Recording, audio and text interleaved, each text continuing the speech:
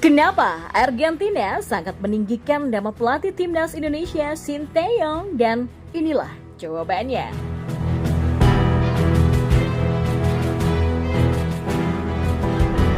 Ya, Argentina lewat Presiden Federasi Sepak Bola AFA telah menyatakan tidak mau meremehkan timnas Indonesia.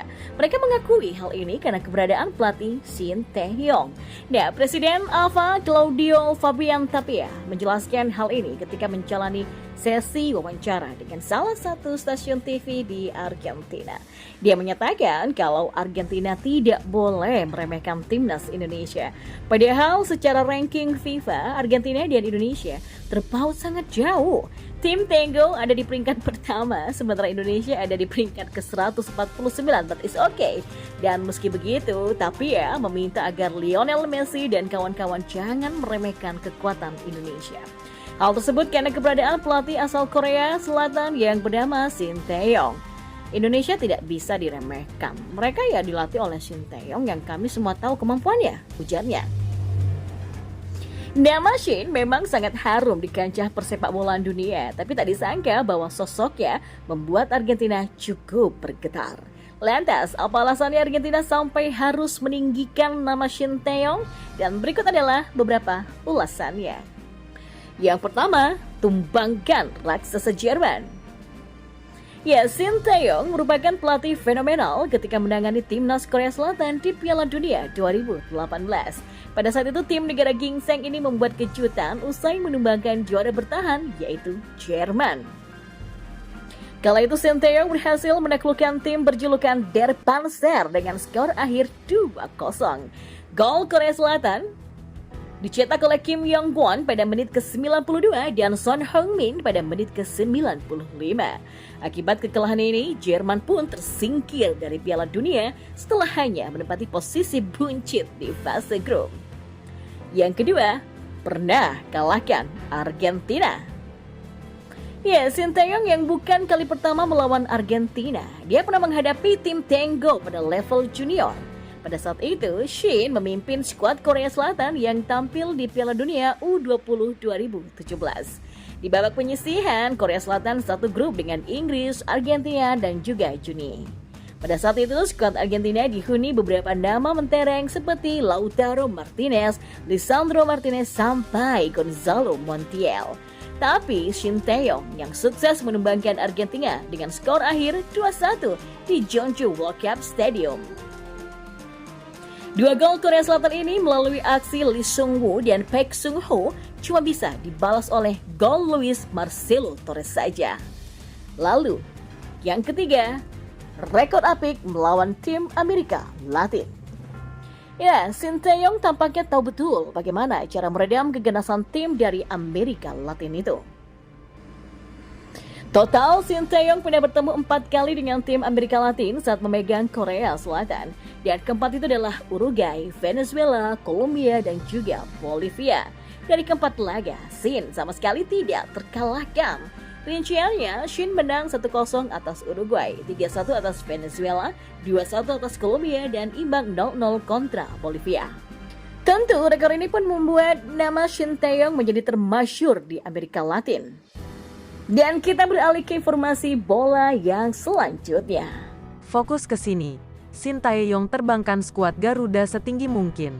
Sinteyong, pelatih timnas Indonesia, pernah mengatakan kalau kemampuan fisik pemain sepak bola Indonesia sudah sama dengan fisik pemain Korea Selatan. Ucapan Sinteyong terbukti saat Indonesia meraih emas SEA Games di Kamboja Mei tahun 2023 baru lalu. Saat Sinteyong melatih timnas U20 untuk Piala Dunia yang batal diselenggarakan di Indonesia, ia juga fokus melatih stamina pemain. Karena itu, stamina para pemain Indonesia kuat bermain hingga perpanjangan waktu ketika di final SEA Games melawan Thailand.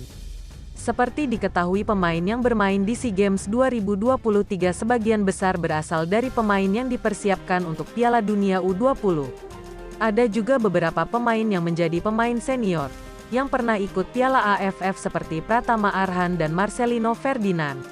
Suhu Jeremy Huang Wijaya mengapresiasi bagaimana Sinteyong menangani timnas Garuda tersebut. Sinteyong tidak saja pada meningkatkan keterampilan atau skill, tetapi juga stamina pemain. Ia punya standar minimal Korea Selatan yang selama ini sudah sangat disegani di Asia maupun dunia. Tutur suhu Jeremy.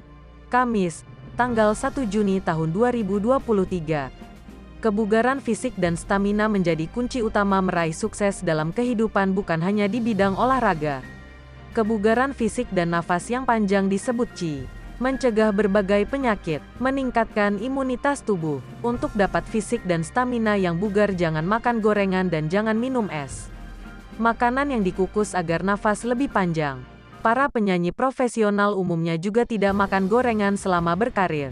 Karena untuk menyanyi dibutuhkan nafas panjang. Olahragawan juga jangan makan gorengan. Karena minyak merusak saluran pernafasan. Dapat mengakibatkan tersumbatnya aliran darah. Fisik para pemain timnas Garuda Muda kini dipuji berbagai media asing. Tutur suhu Jeremy. Kini Ketua Umum PSSI, Erick Thohir mengundang timnas Palestina dan timnas Argentina untuk uji coba dengan timnas Indonesia. Langkah ini dipuji media Vietnam. Karena untuk tangguh jadi pemenang harus berani melawan tim tangguh. Sehingga dapat belajar dari mereka. Saya yakin masa depan timnas Indonesia akan cerah. Minimal di Asia Tenggara. Akan menjadi tim tangguh. Tutur suhu Jeremy. Sintayong sudah meletakkan fondasi dasar dari permainan sepak bola, yaitu ketahanan fisik dan stamina. Timnas Indonesia akan menjadi Garuda yang dapat terbang tinggi di angkasa melawan badai dapat tembus ke langit yang tertinggi.